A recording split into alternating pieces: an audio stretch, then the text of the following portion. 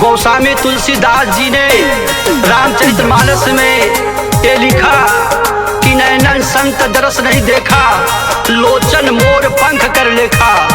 जो मनुष्य का जन्म पाने के बाद परमपिता परमात्मा का दर्शन नहीं किया तो उसका आँख असली नहीं है, उसका आँख नकली है।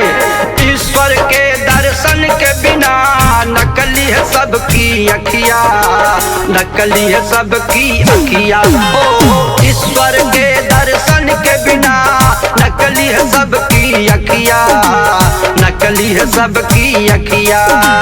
जैसे नकली अखिया बना है, ओ जैसे नकली अखिया बना है, जैसे नकली अखिया बना है मोरवा के पखिया। ईश्वर के दर्शन के बिना नकली है सबकी अखिया, नकली है सबकी अखिया। ओ ईश्वर के दर्शन के बिना नकली है सबकी अखिया, नकली है सबकी अखिया। गोस्वामी तुलसीदास जी ने 3 और चौपाई लिखे हैं। तेसिर कटी तुम्बड़ी सब तुला, जो न नमत हरि गुरु पद मूला। जिन हरि कथा सुनो नहीं काना, सरवर रंग रही भवन समाना। जिन मुख करे न राम गुरु गाना, जैसे दादुर देह समाना। ये भावार्थ इस गाने के अंतर में मिल जाएगा।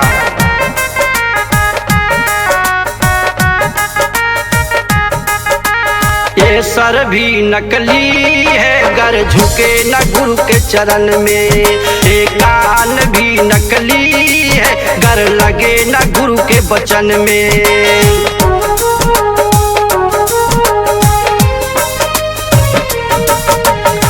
सर भी नकली है गर झुके न गुरु के चरण में, ये कान भी नकली है गर लगे न गुरु के वचन में। ये मुख भी नकली है, ओ ये मुख भी नकली है, ये मुख भी नकली है गर करे न सत्य की बतिया। ईश्वर के दर्शन के बिना नकली है सबकी अखिया, नकली है सबकी अखिया। ओ ईश्वर के दर्शन के बिना नकली है सबकी अखिया, नकली है सबकी। गोस्वामी तुलसीदास जी रामचरितमानस में 2 और चौपाई लिखे। कल से काम करो विधि नाना, मन राखो जहाँ कृपा निधाना।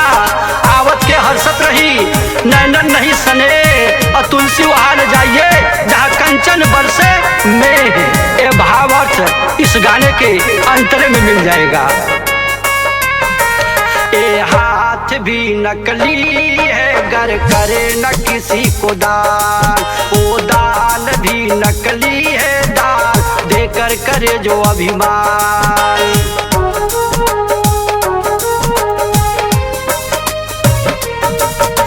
हाथ भी नकली है गर करे न किसी को दान, ओ दान भी नकली है दान देकर करे जो अभिमान। ओ दिल भी नकली है, ओ ये दिल भी नकली है, ये दिल भी नकली है गर करे न किसकी जतिया। ईश्वर के दर्शन के बिना नकली है सबकी अखिया, नकली है सबकी अखिया। ओ ईश्वर के दर्शन के बिना नकली है सबकी अखिया, नकली है सबकी अखिया।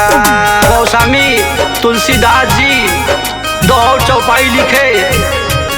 जिन हरि कथा हृदय नहीं आनी, जीवित 100 समान ते ही प्राणी। नियरे सूझत नहीं धिक धिक ऐसा जिंद, अरे तुलसी संसार को होई मोतिया बिंद। ये भावार्थ इस गाने के अंतरे में मिल जाएगा। ये पैर भी नकली है गर गया न कभी सत्संग में, ये मन भी नकली है जो लगा न सेवा सुमिरन में।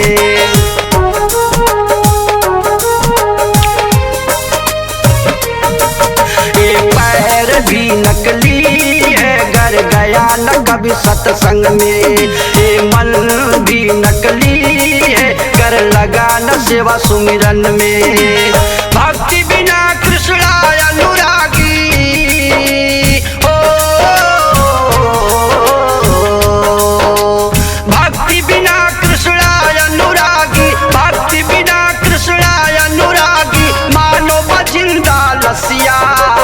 ईश्वर के दर्शन के बिना नकली है सबकी अखिया, नकली है सबकी अखिया। ओ ईश्वर के दर्शन के बिना नकली है सबकी अखिया, नकली है सबकी अखिया।